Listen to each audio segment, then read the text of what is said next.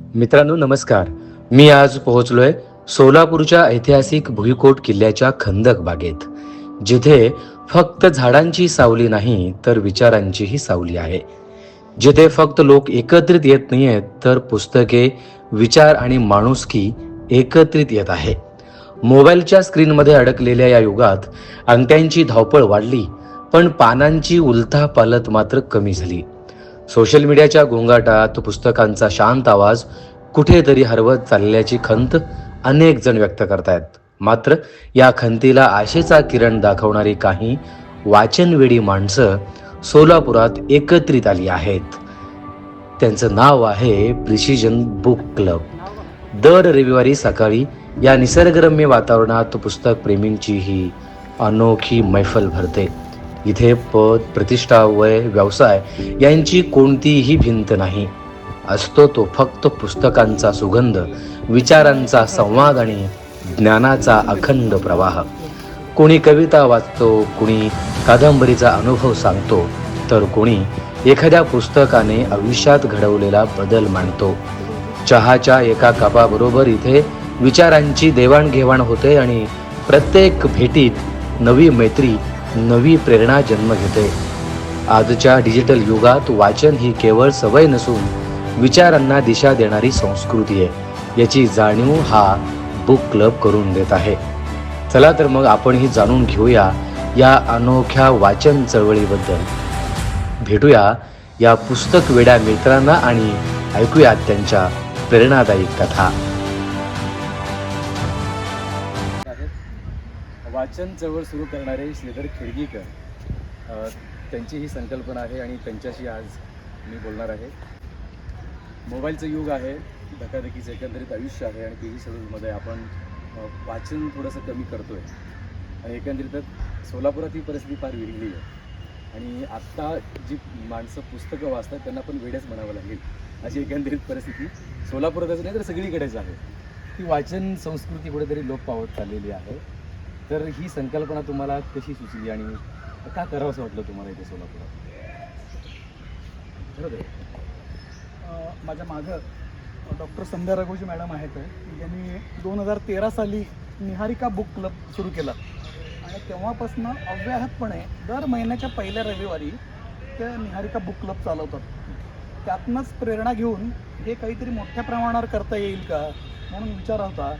तर प्रिसिजन, आपल्या सोलापुरातली जी मोठी कंपनी की जिने सोलापूरचं नाव जागतिक नकाशावर नेलं, की जी प्रिसिजन गप्पा आणि प्रिसिजन संगीत महोत्सव करत होती, आणि त्याने असा विचार केला की प्रिसिजन वाचन अभियान पण करावं का. तर दर महिन्याला एका लेखकाला बोलवायचं असं ठरवलं. मग त्या प्रिसिजन वाचन अभियानाला जोडून अजून काही ॲक्टिव्हिटी करता येईल का असा विचार केला. तर प्रिसिजन बुक क्लब ही कन्सेप्ट आवडली. तर रतन टाटांचे मानसपुत्र शंतनू नायडू यांनी पुण्या, मुंबई आणि जयपूर अशा मोठ्या शहरांमध्ये ते चालवतात. तर अशी चांगली संकल्पना फक्त मोठ्या शहरातच का, सोलापुरात का नको. सोलापुरात सुद्धा निसर्गरम्य वातावरण आहे, ऐतिहासिक किल्ल्याची भिंत आहे आपल्याला अभेद्य, हरुताईची धावपळ आहे, पक्ष्यांची किलबिल आहे, पानांची सळसळ आहे. आणि अशा वातावरणामध्ये काही थोडंसं वाचन केलं, काही पुस्तकांवर चर्चा केली तर त्याचा प्रभाव दीर्घकाळ राहील. मग मे 2025ला आपण सुरू केलं की दर रविवारी 8 ते 9 इथे एकत्र यायचं. तर दर रविवारी न चुकता सगळेजण इथे एकत्र येतात, पुस्तकांवर चर्चा करतात, विचारांची देवाणघेवाण करतात. आणि त्याला आता 1 वर्ष पूर्ण झालेलं आहे. सगळ्यांनी त्याची उत्तम दखल घेतलेली आहे. मनापासून धन्यवाद. आपण म्हणताय की रघुजी मॅडम देखील आपल्याशी जोडलेले आहेत आणि खरं तर त्यांचं पाठबळ खूप मोठं आहे या चळवळीसाठी. आपण त्यांच्याशी गप्पा मारणार आहोत. तर मॅडम, एकंदरीत या चळवळीत आल्यानंतर तुम्ही डॉक्टर आहात हां, आणि वाचन चळवळ थोडंसं विरोधाभास आहे. साहित्यिक लोकांची चळवळ असते आणि त्यात वैद्यकीय क्षेत्रातली माणसं जोडली गेलेली आहेत. आपल्या सर्वांसाठी खूप चांगली गोष्ट आहे. एकंदरीत या चळवळीबद्दल तुम्ही काय सांगाल?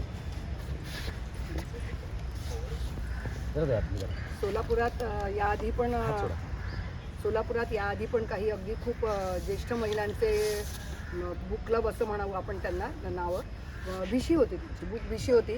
15-20 बायका एकत्र येऊन एक एक पुस्तक घ्यायच्या विकत आणि आलेल्या याच्यावर चर्चा करायच्या. पण ते खूपच मर्यादित स्वरूपाचं होतं, म्हणजे 15-16 बायकांचा ग्रुप ठराविक. पण त्या वेळेतच आपल्याला जाणं जमलं पाहिजे आणि आधीचेच सगळे त्यांचे ग्रुप असल्यामुळे नवीन सभासद एवढे विशेष व्हायचे नाही. मग वाचन चळवळ मी पण सांगते, मी जरी कॉलेजपासून मला वाचनाची आवड होती, पण आपल्या व्यवसायामुळे त्याला वेळ कमी मिळायचा. जेव्हा एक 10 वर्षापूर्वी मी निवृत्त झाले माझ्या प्रॅक्टिसमधून, तेव्हा मात्र या वाचनाकडे पुन्हा मोर्चा वळवला आणि आपण जे वाचलं ते इतरांनीही वाचावं, त्यावर प्रतिक्रिया द्यावी, ही अशी मनात फार उर्मी जागृत झाली आणि हरिका बुक क्लबची स्थापना झाली. आता त्या व्यतिरिक्त मी या प्रिसिजन बुक क्लबमध्ये आहे. अजून एक बुक्स अँड बियॉन्डमध्ये अगदी तरुण सगळ्या मुलींचा 60 जवळपास लोकांचा ग्रुप आहे आणि त्यांचं जास्तीत जास्त वाचन इंग्रजी आहे.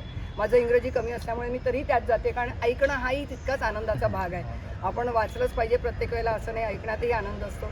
आणि ही जागा या प्रिसिजन बुक क्लबसाठी आपल्या खंदक बागेत इतकी छान मिळाली आहे. निसर्गरम्य परिसर, बाजूला किल्ल्याची मोठी भिंत, पक्ष्यांची कुजबूज, व्यायामाला येणारे इतर लोक तेही थांबून बऱ्याच वेळा ऐकतात.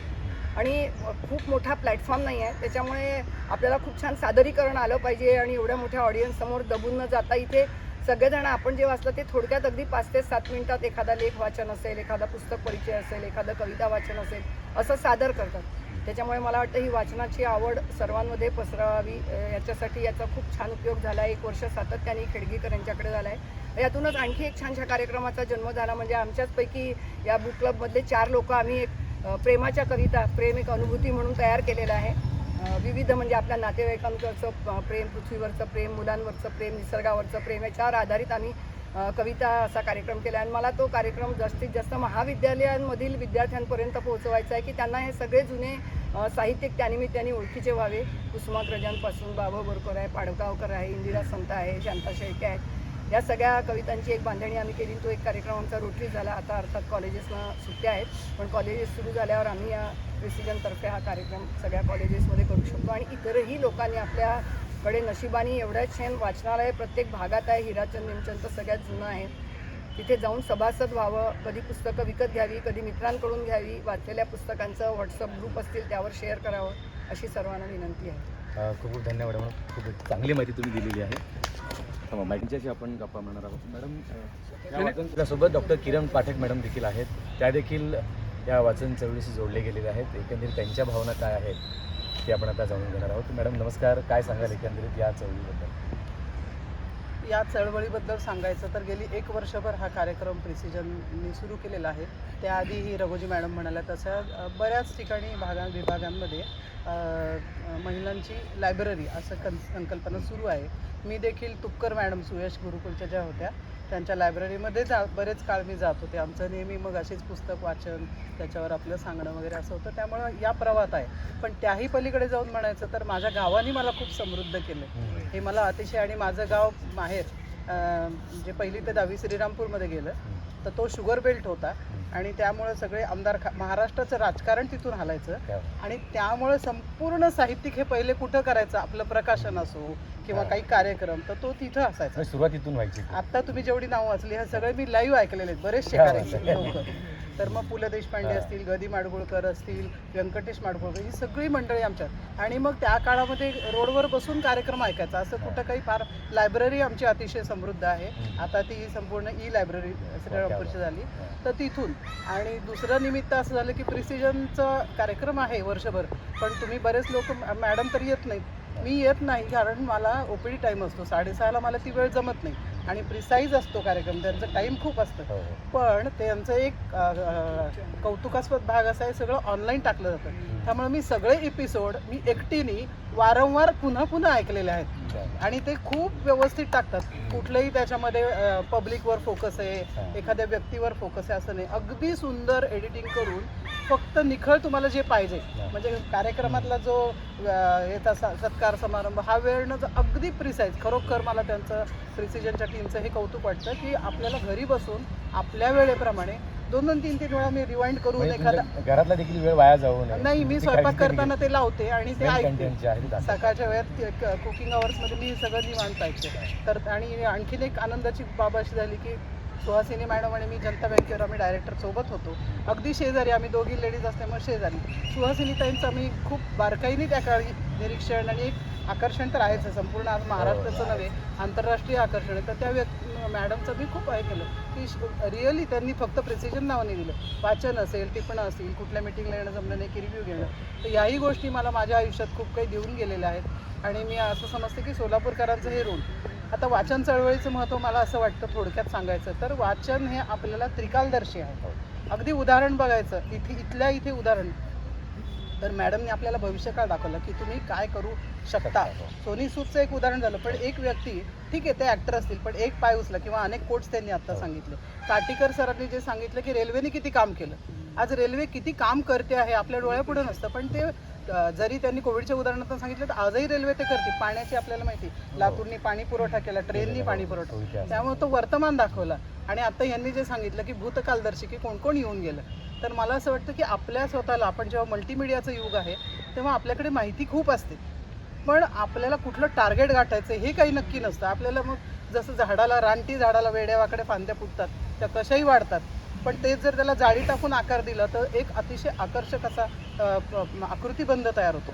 तर आपल्या आयुष्याचं एक आकर्षक आकृतिबंध करायचा असेल तर आपल्याला कुठलं काय आवडतं, कारण सगळ्या गोष्टी आपण करू शकत नाही. व्हॉट्सअप बघितलं तर कुठली तरी भलतीच पोस्ट असते, आपला ना त्या आयुष्याशी कधी संबंध असतो ना आपण तिथं स्पर्श करतो. माहिती जरूर आहे पण अशी सगळ्या क्षेत्रातली जगातली माहिती, इव्हन आंबेडकरांनी पण म्हणलं ज्ञान हे कसं आहे की ओंजळभर पाणी सगळं आयुष्यभर वाचलं तर ओंजळभर पाणी पण तुमच्या हातात येणार नाही, इतकं ते वाचतं. तर त्यामुळे आपल्या आयुष्याला जीवनाला जर एक दिशा द्यायची असेल, एक आपल्याला टार्गेट गाठायचं असेल, नाहीतर सॉलोमन ग्रँडीचं मला आता सरांनी दिलेलं बरं आवडलं, बॉर्न ऑन मंडे. ते अतिशय म्हणजे आपण फक्त की आयुष्यभर फक्त रुटीन करणार, 1-2 मुलं त्यांचं वाढवणं आणि जाणार असं करण्यापेक्षा आउटस्टँडिंग काय करायचं असेल तर वाचन चळवळ की जी आज दुर्लक्षित झालेली आहे. पुण्या मुंबईमध्ये पण असंच आहे की नोकरदार वर्ग इतका मोठा तयार झाला की त्यांना वेळच नाही, बिलकुल वेळ नाही. पण मग तुम्ही करणार काय आयुष्यातलं, तुमचं काही इप्सित काय, साध्य काय, छोटं का असे ना. सर आता म्हणाले की सामान्य व्यक्तीचं पण लिहिलेलं पुस्तक सांगितलं की ते तुमच्या माघारी राहणार आहे. तर हा तुमच्या आयुष्याचा दरवळ जर काही मागे ठेवायचा असेल, समाजाला काही सुगंध द्यायचा असेल तर हे वाचन अभियान खूप आवश्यक आहे. आणि ते आपल्या विजनरी लोकांनी म्हणजे प्रेसिजननी लीड केलं असेल, पण आता यांचाही उल्लेख झाला खेडगीकरांचा, या रघोजी मॅडम असतील, त्यांनी खूप त्याच्यामध्ये पुष्परचना एक पूल तयार केलेले.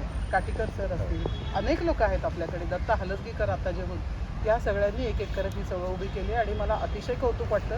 पुण्या मुंबईत वेळ नाही आहे, मी स्वतः कारण भारत विकासमध्ये काम केलं, खरोखर तिथं माणसं येत नाही. त्याच्यापेक्षा सोलापूरचं काम खूप जास्त आहे, खूप चांगलं आहे. तर आपल्या सारख्या ठिकाणी आपल्याला जाण्या येण्यात वेळ जात नाही, त्यांच्या काही वेगळ्या समस्या आहेत. ट्रॅव्हलिंग आहे, ट्रॅव्हल टाईम, तिथं पॅकेजेस असतात, 8-10 तास बायका दमून जातात, कुकिंग आहे, तर आपल्याला वेळ मिळतो.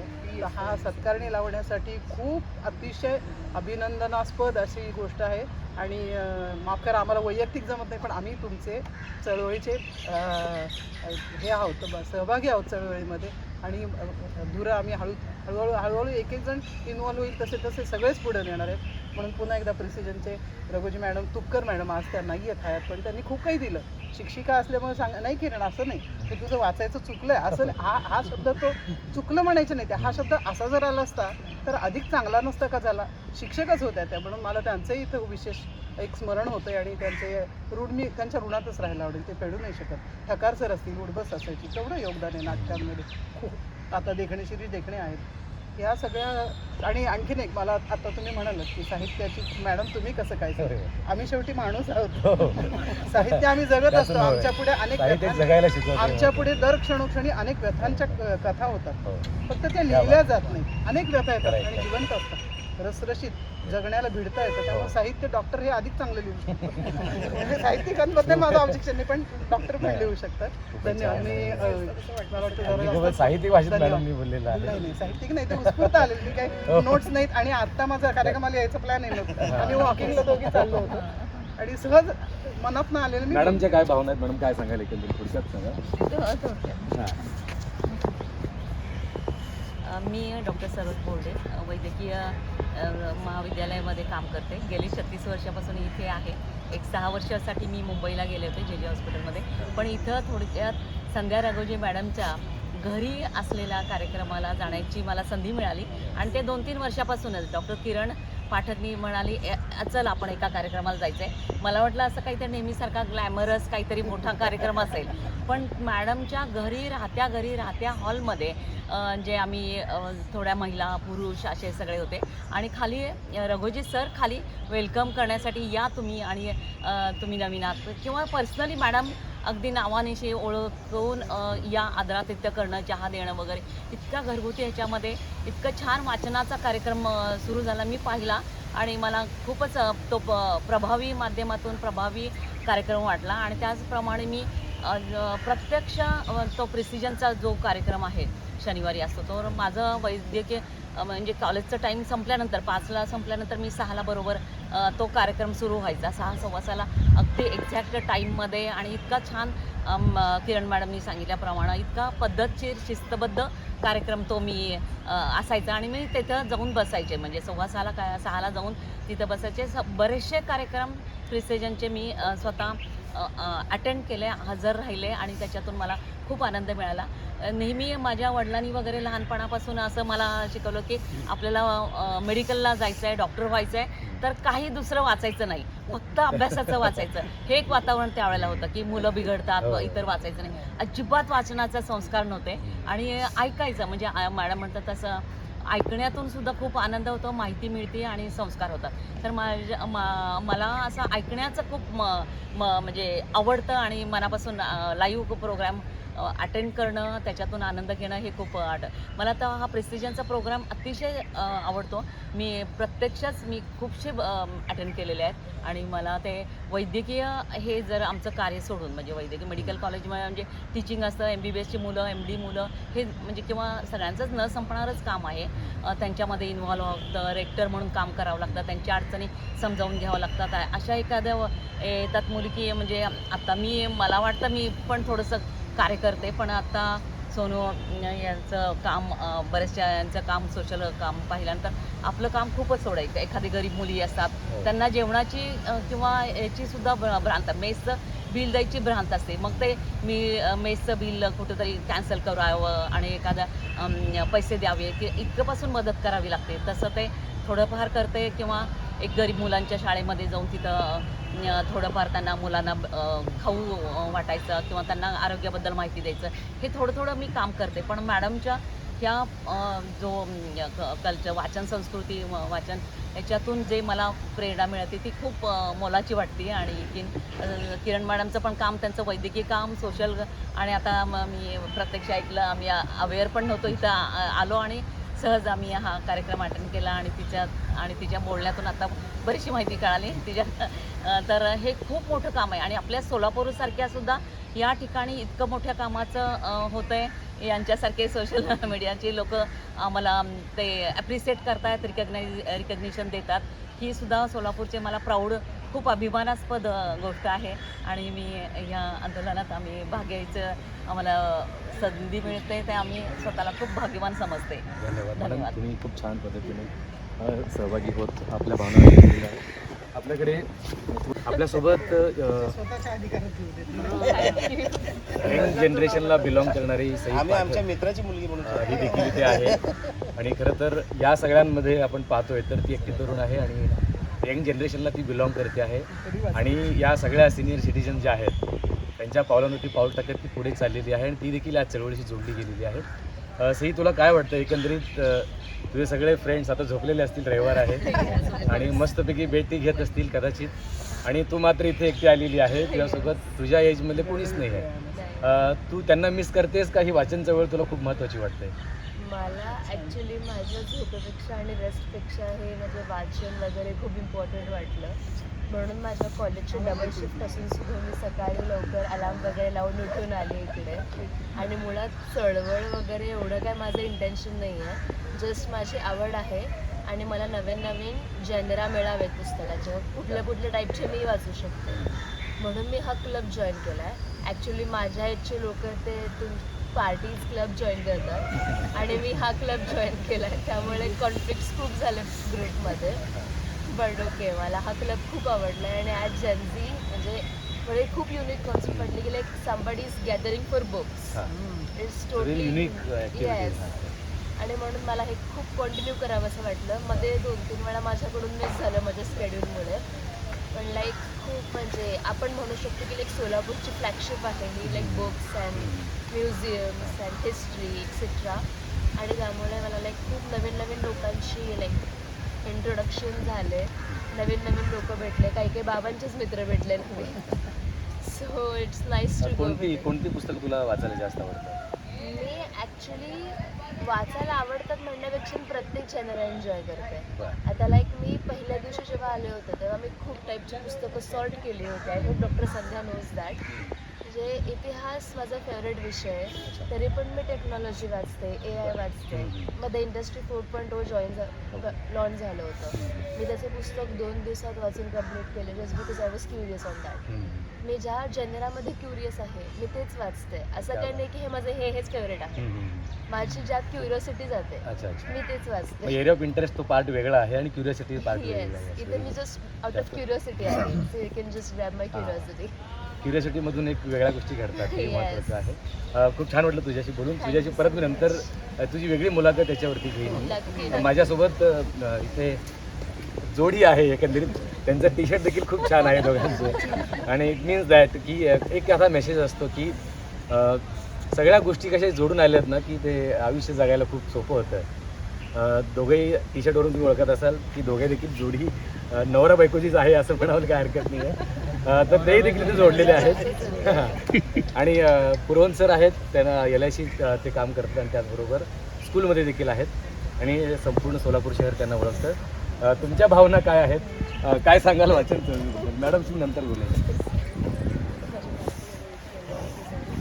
आणि पहिल्या मीटिंगपासून मी या वाचन क्लबचा या प्रिसिजन बुक क्लब चळवळीशी संबंधित आहे.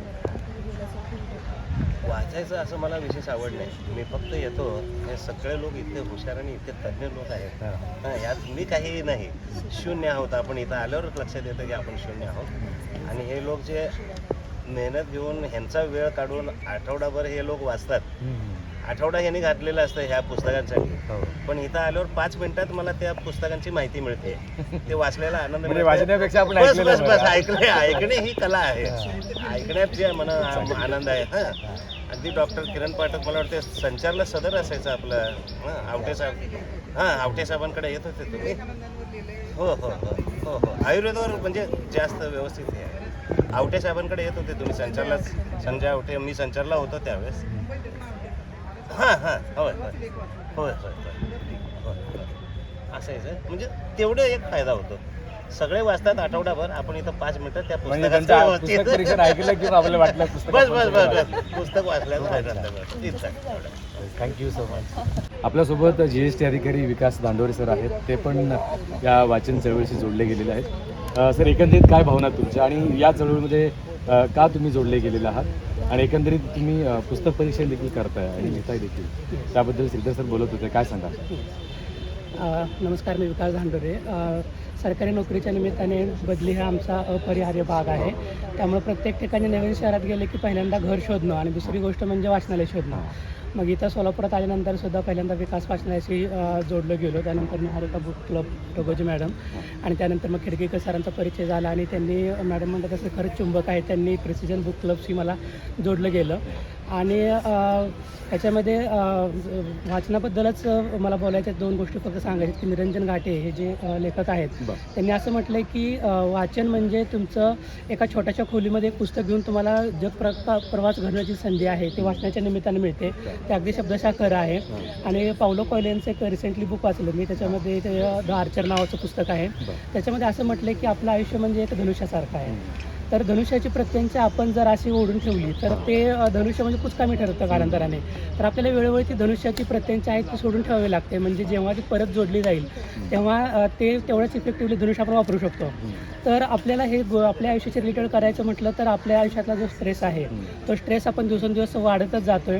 तर आपण रविवारसारख्या दिवशी एखाद्या तो स्ट्रेस प्रत्यंचा आहे तो दोरी सोडून ठेवली पाहिजे आणि ते आयुष्य निवांत एन्जॉय केलं पाहिजे. त्यासाठी हे प्रिसिजन बुक क्लब हे खूप चांगलं एक माध्यम आहे. त्यासाठी पुस्तक आहे तर त्यापेक्षाही चांगलं माध्यम आहेच. तर माझ्या सर्वांना आव्हान आहे की वाचलं पाहिजे, वाचत राहिलं पाहिजे. धन्यवाद. धन्यवाद.